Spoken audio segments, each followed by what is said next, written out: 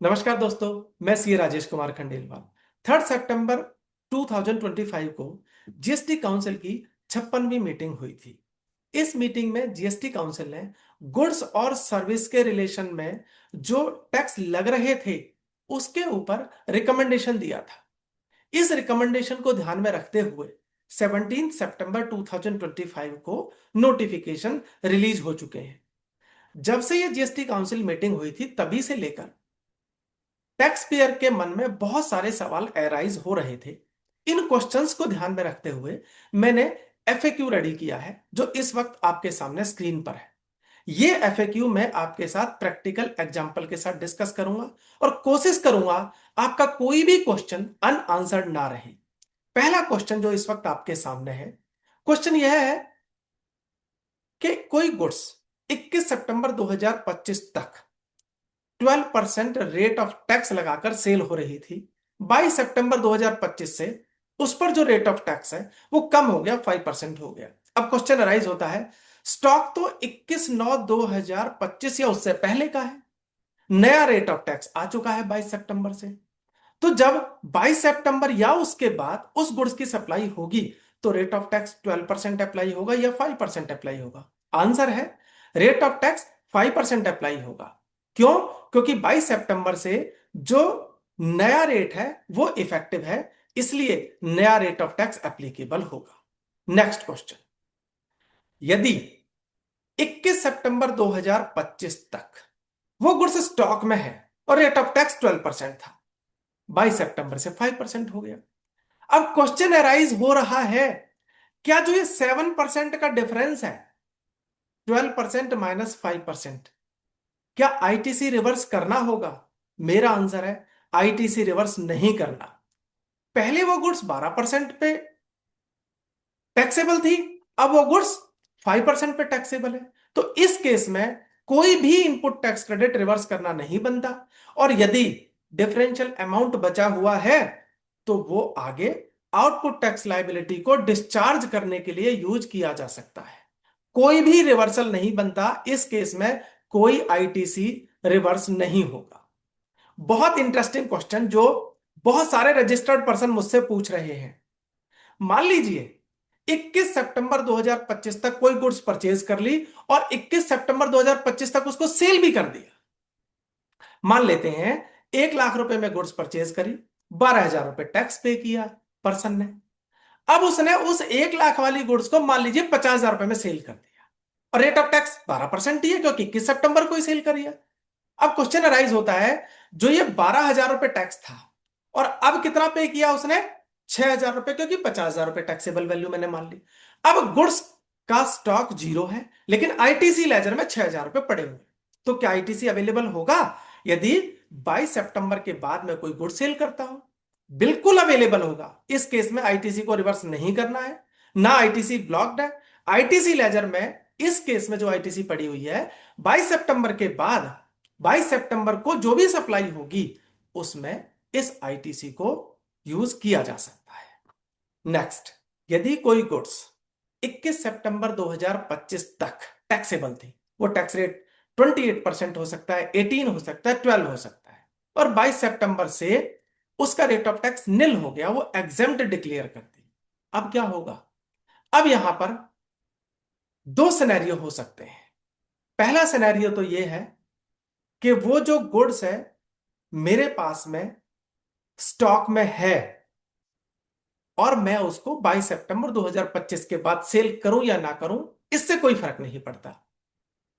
अब जो मेरे पास में गुड्स 21 सितंबर 2025 को स्टॉक में है और उस पे 22 सितंबर से रेट ऑफ टैक्स निल कर दिया है, एग्जम्प्ट कर दिया है, तो सेक्शन 18 सबसेक्शन 4 को आप रेफर कीजिए। वो ये कहता है, यदि कोई रजिस्टर्ड पर्सन टैक्सेबल सप्लाई कर रहा था और उसकी गुड्स एग्जम्प्ट हो जाती है तो उस गुड्स पर जो इनपुट टैक्स क्रेडिट है उसे वो इनपुट टैक्स क्रेडिट रिवर्स करना होगा। यदि कैपिटल गुड्स है जिससे कि टैक्सेबल सप्लाई हो रही थी, मैन्युफैक्चरिंग गुड्स बन रही थी, अब वो एग्जेम्प्ट गुड्स बनाने लगी, तो वहां पर भी उसकी यूजफुल लाइफ को ध्यान में रखते हुए इनपुट टैक्स क्रेडिट का रिवर्सल करना बनेगा। इसमें दूसरा सिनेरियो, ये तो वो वाला सिनेरियो पहले वाले केस में लिया कि जब उसके इनपुट टैक्स क्रेडिट लेजर में आईटीसी पड़ा हुआ था तो वो आईटीसी को रिवर्स कर देगा, और बाकी तो आईटीसी उसे किसी काम का नहीं रहेगा ना, जो आईटीसी लेजर में पड़ा रहेगा। क्यों काम का नहीं रहेगा? क्योंकि आउटवर्ड सप्लाई तो एग्जेम्प्ट है। अब दूसरा केस लेते हैं, गुड्स स्टॉक में है लेकिन आईटीसी लेजर जीरो है। अब क्या करें? अब इस केस में उसको कैश से पेमेंट करनी पड़ेगी, क्योंकि आईटीसी तो उसके पास है नहीं, गुड्स स्टॉक में है। 22 सितंबर से जो लगने वाला टैक्स है वो निल हो गया, एग्जेम्प्ट हो गया।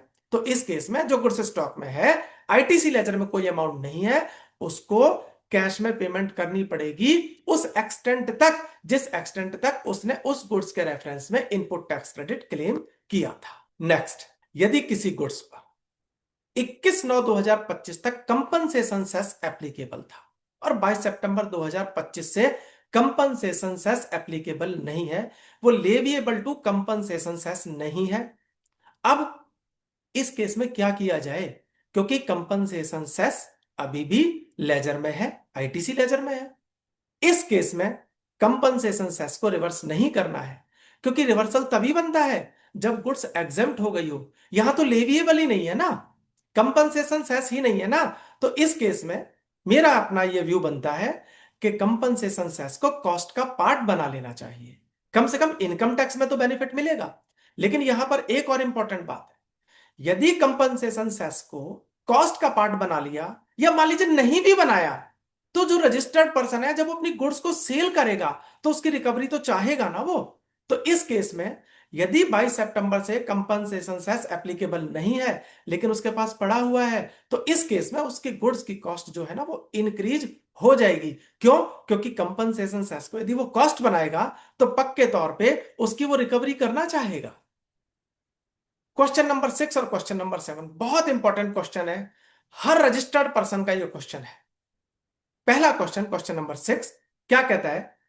यदि कोई गुड्स 21 सितंबर 2025 तक 12% रेट ऑफ टैक्स से सेल हो रही थी और 21 सितंबर 2025 के बाद 5% रेट से सेल होने लगे, और ये गुड्स एमआरपी पर सेल नहीं हो रही थी, ये गुड्स ट्रांजैक्शन वैल्यू पर सेल हो रही थी। ट्रांजैक्शन वैल्यू की जब मैं बात कर रहा हूं तो मेरा कहने का पर्पज यह है, इस ट्रांजैक्शन वैल्यू में जीएसटी इंक्लूड नहीं है। पहले वो 1 लाख रुपए प्लस 12% पे सेल हो रही थी, 22 सितंबर से वो 1 लाख प्लस 5% पे सेल हो रही है। गुड्स उसके पास में 21 सितंबर 2025 को स्टॉक में है, जो 12% पे परचेज करी थी अब वो 5% पे सेल करेगा उसको। अब क्वेश्चन अराइज हो रहा है, जो ये 12 - 5 यानी 7% का डिफरेंस है, क्या इनपुट टैक्स क्रेडिट रिवर्स करना होगा?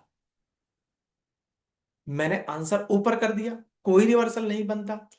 क्या जो अल्टीमेट कंज्यूमर है उसको इसका बेनिफिट पास ऑन करना होगा? कोई बेनिफिट पास ऑन करने की रिक्वायरमेंट नहीं है।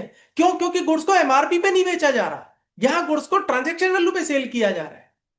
पहले 1 लाख रुपए पे 12% टैक्स लग रहा था, अब 1 लाख रुपए पे 5% टैक्स लगेगा। कोई डिस्काउंट देने की रिक्वायरमेंट नहीं है लीगली, आप चाहते हैं कितना भी डिस्काउंट दें, पर इस केस में रेट ऑफ टैक्स जो रिड्यूस हो गया उसकी वजह से बेनिफिट पास ऑन करने की रिक्वायरमेंट नहीं है। नेक्स्ट क्वेश्चन 7, बहुत इंपॉर्टेंट क्वेश्चन है। यदि कोई गुड्स एमआरपी पे सेल हो रहा है, मान लीजिए 1 लाख रुपए पे सेल हो रहा है, उसके अंदर टैक्स भी शामिल है। पहले रेट ऑफ टैक्स था 12%, अब रेट ऑफ टैक्स हो गया 5%। कब से? 22 सितंबर 2025 से। अब क्वेश्चन अराइज होता है, क्या जो पहले वो 1 लाख रुपए के एमआरपी पर बेची जा रही थी जिसमें 12% रेट से टैक्स इंक्लूड था, क्या 22 सितंबर के बाद में उसे 1 लाख रुपए के एमआरपी पे बेच सकता हूं? नहीं बेचा जा सकता। क्यों? क्योंकि रेट ऑफ टैक्स कम हो गया। इस केस में अल्टीमेट कंज्यूमर को 7% के टैक्स का बेनिफिट पास ऑन किया जाना है। क्यों? क्योंकि टैक्स की वजह से कोई भी पर्सन अमीर नहीं बन सकता, रिच नहीं बन सकता। गवर्नमेंट ने टैक्स क्यों कम किए? क्योंकि अल्टीमेट जो कंज्यूमर है ना उसको बेनिफिट मिले। अगर पहले भी 1 लाख रुपए के एमआरपी पे सेल हो रहा था और 22 सितंबर से भी 1 लाख रुपए के एमआरपी पे सेल होगा, तो जो 7% है ना, वो जो रजिस्टर्ड पर्सन उस गुड्स को सेल कर रहा है उसकी जेब में जाए। लेकिन बेनिफिट किसको देना है? अल्टीमेट कंज्यूमर को देना है। तो जो गुड्स एमआरपी पे सेल हो रही है वहां पर रिड्यूस्ड रेट का जो बेनिफिट है वो अल्टीमेट कंज्यूमर को पास ऑन करना जरूरी है। लेकिन अगर आप ट्रांजैक्शन वैल्यू पे ट्रांजैक्शन कर रहे हैं जिसमें जीएसटी इंक्लूड नहीं है, तो वहां पर ऐसा क्वेश्चन एराइज नहीं होगा। Next, question number 8। यदि कोई गुड्स 21 सितंबर 2025 तक सप्लाई कर दी गई थी, रेट ऑफ टैक्स आपका 28% हो सकता है, 18 हो सकता है, 12 हो सकता है।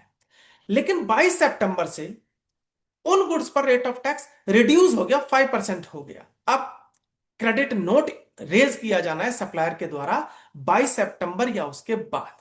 किसी भी वजह से सेक्शन 34 की कंडीशन पूरी हो रही है, फुलफिल हो रही है, इस वजह से सप्लायर को क्रेडिट नोट रेज करना है। अब क्वेश्चन अराइज होता है, 21 सितंबर तक जब वो गुड्स की सप्लाई की गई थी रेट ऑफ टैक्स 12% था, अब 22 सितंबर से 5% हो गया। तो जो क्रेडिट नोट है उस पर रेट ऑफ टैक्स क्या लगेगा? यहां मैं आपको एक बात क्लियर करना चाहता हूं, जो डेबिट नोट और क्रेडिट नोट होते हैं ना, ये ओरिजिनल इनवाइस के रिलेशन में होते हैं। अब इस केस में जो क्रेडिट नोट है वो ओरिजिनल इनवाइस के रिलेशन में। ओरिजिनल इनवाइस कब गया था? 21 सितंबर 2025 से उससे पहले, तब रेट ऑफ टैक्स 12% था। तो जो क्रेडिट नोट आएगा, चाहे वो 22 सितंबर को आए या उसके बाद आए, उसमें rate of tax 12% he report होगा। अब इसको दूसरे तरीके से देखते हैं। अगर मान लीजिए सप्लायर ने कहा रिसिपिएंट को, भाई मैं क्रेडिट नोट इशू नहीं करता, आप एक काम करिए, पूरी परचेज बुक करिए और इस गुड्स को अपने सेल इनवाइस पर मुझे भेज दीजिए, तो इस केस में फिर पहले वाला टैक्स एप्लीकेबल नहीं होगा। इस केस में क्योंकि फ्रेश सप्लाई है, 5% रेट से जीएसटी एप्लीकेबल होगा। नेक्स्ट क्वेश्चन है क्वेश्चन नंबर 9।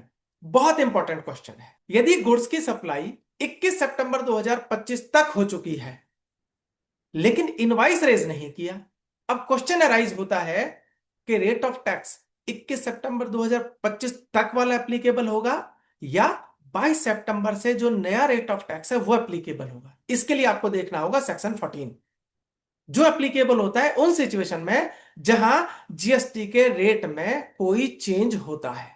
इस सेक्शन में 3 इवेंट बताई गई हैं। नंबर 1, गुड्स की सप्लाई हो चुकी है। नंबर 2, पेमेंट रिसीव हो चुकी है। नंबर 3, इनवाइस रेज हुआ है। अब यह सेक्शन क्या कहता है, इन 3 इवेंट में से जो 2 इवेंट, कोई भी 2 इवेंट जिस पीरियड में हो जाएंगी वो रेट ऑफ टैक्स एप्लीकेबल होगा, उसके according time of supply decide होगी। यदि गुड्स की सप्लाई 21 सितंबर 2025 तक हो चुकी है लेकिन पेमेंट बाद में आई है, इनवाइस भी बाद में हुआ है, तो रेट ऑफ टैक्स वो होगा जो 22 सितंबर 2025 से एप्लीकेबल है। लेकिन गुड्स भी सप्लाई कर दी, इनवाइस भी रेज कर दिया, पेमेंट बाद में आई, तो क्योंकि 2 इवेंट 21 सितंबर 2025 तक हो चुकी हैं, इसलिए रेट ऑफ टैक्स 21 सितंबर 2025 तक वाला ही एप्लीकेबल होगा। दोस्तों, आपको ये मेरा वीडियो कैसा लगा? वीडियो को लाइक करें, शेयर करें, यूट्यूब चैनल को सब्सक्राइब करें। Thank you very much.